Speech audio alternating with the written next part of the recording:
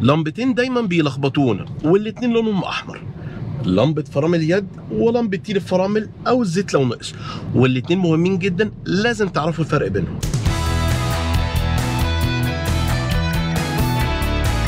معتز عاطف قرر يسيب استوديو دي ام سي ويصور رحلته اليومية على الطريق عشان يقدم لكم ريفيو سريع عن العربيات يخليك قبل ما تبيع او تشتري لازم تشوف ميزو على الطريق. خلينا نتفق ان لمبات الفرامل من اهم اللمبات اللي لازم ننتبه لها واحنا سايقين عربياتنا.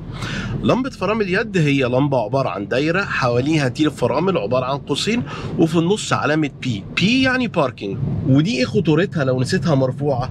في الحقيقة دايما خطورة لمبة تيل الفرامل لو نسيتها مرفوعة ان تيل الفرامل بس هو اللي هيتاكل، وده ضرره انه هيأثر على الفرامل في المستقبل، وطبعا هتشم ريحة شياط لو انت نسيتها وانت رافع فرامل يد. في العربيات الجديدة فرامل يد كهرب. يعني ايه كهرب؟ يعني اول ما تدوس بنزين هي هتفصل لوحدها مش هيحصل مشكلة. طب واللمبة التانية عبارة عن ايه؟ اللمبة التانية وهي الاهم هي لمبة تيل الفرامل، سواء هو عايز يتغير او مستوى زيت الفرامل نقص. وشكلها ايه اللمبة دي؟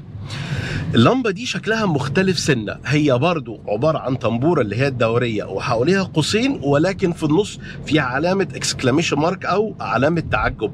اللمبة دي بتقول لك انتبه. هو ايه اللي بيحصل في اللمبه دي لما بتقول لك انتبه؟